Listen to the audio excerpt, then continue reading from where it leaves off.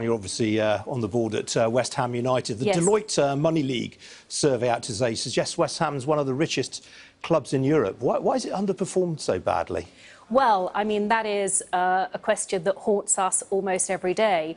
We've obviously invested over £200 million in the team, brought in a Premier League winning manager, a very expensive cost, and the things that we've done haven't worked out. But that's part and parcel of running a business, having that resilience to work out what's gone wrong, and more importantly, have the skills in place to put it right. Having the money and being in the Money League is one thing. Delivering the expectations, hopes and dreams of supporters is something very different, and we're very focused on that and ensuring that West Ham is a part of the Premier League for the very long-term future. But I mean, you've been in charge now for 10 years. The club's gone from, I think, 17th to 16th in the Premier League.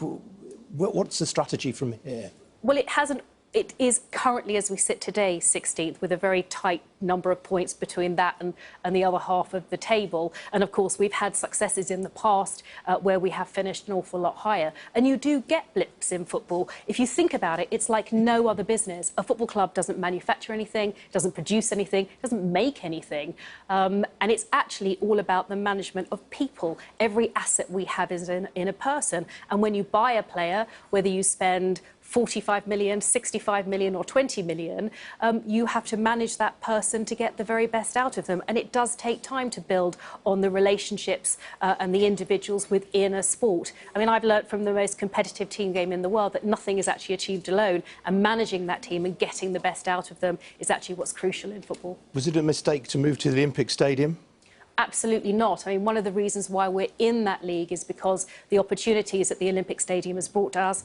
We have a capacity of 60,000. We put in that planning application to go into 62.5. We have 54,000 season ticket holders, 50,000 people on a waiting list to buy a season ticket, 35,000 families, and we have the cheapest season ticket in the Premier League, £99 for a child to come to Premier League football. That's one of the drives that we had to have affordable football in the Premier League. It was very important to us and our community strategy. So no, we don't think it was a mistake. And will David Moyes have money to play with in the transfer window? They're trying very hard in the transfer window as we speak. It's not always easy to buy in January. You can't always get the players that you want, and lots of people don't want to sell, so it's very tough. But my chairman and my manager are working very hard at it. All right. Well, it's coming up for a year since you stepped down as chairman of Tavita Investments, Philip Green's holding company. You've never really talked about your departure.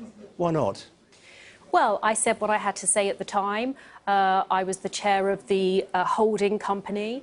Lots of the work that we did there was very important. We had a very difficult situation facing the organisation in relation to the CVA.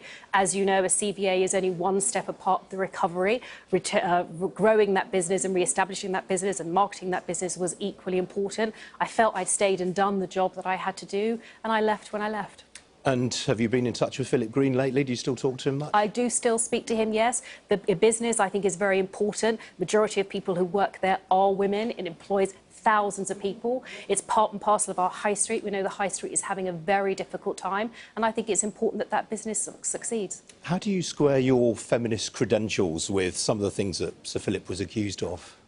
Well, I didn't square them because I resigned. So I think that says all it needs to say.